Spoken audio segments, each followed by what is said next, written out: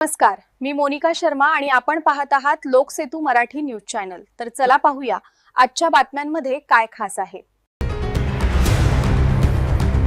प्रशासकीय दिरंगाईचा निषेध, तेलखेडीतील शेतकऱ्यांच्या नुकसान भरपाईसाठी 5 फेब्रुवारीला रास्ता रोको आंदोलन।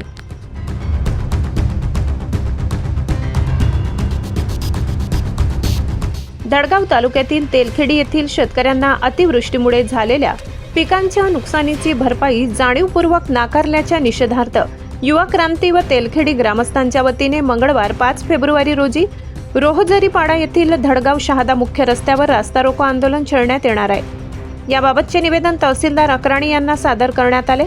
निवेदनात नमूद करण्यात आले की युवा क्रांती नंदुरबार संघटनेने दिनांक 5 जानेवारी 2026 रोजी दिलेल्या अधिकृत निवेदनानुसार तेलखेडी तालुका अक्राणी येथील शेतकऱ्यांच्या हक्कासाठी वारंवार पाठपुरावा करूनही आजतागायत प्रशासनाकडून कोणतीही समाधानकारक कार्यवाही करण्यात आली नाही।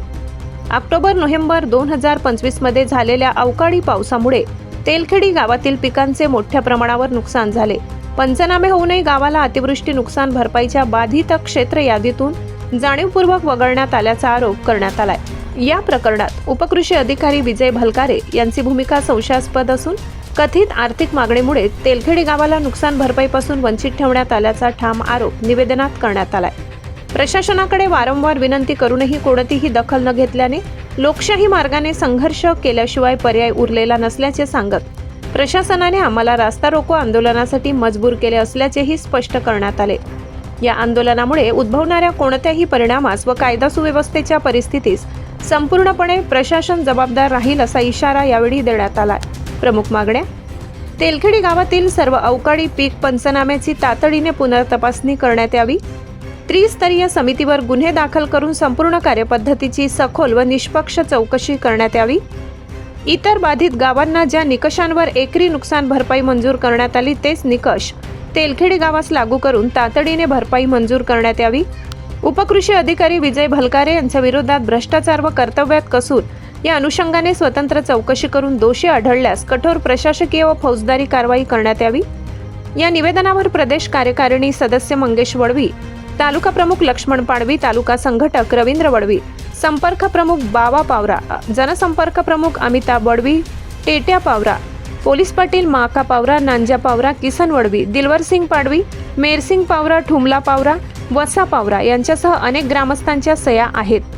2 फेब्रुवारी 2026 रोजी आम्ही तहसीलदार साहेबांना निवेदन दिलं आहे की जे मागील वर्षी 2025-26ला आम्ही जे निवेदन दिलं होतं त्याच्यामध्ये आमचं जो गाव आहे तेलखेडी बाधित क्षेत्रामध्ये ने टाकलं म्हणून आम्ही 5 जानेवारी 2026ला निवेदन दिलं होतं।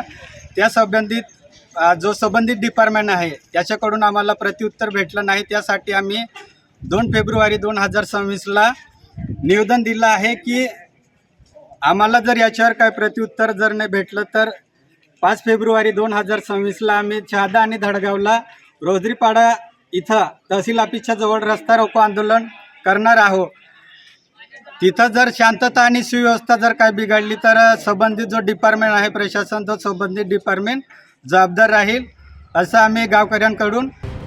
लोकसेतू मराठी न्यूज, मुख्य संपादक प्रवीण चव्हाण, नंदुरबार।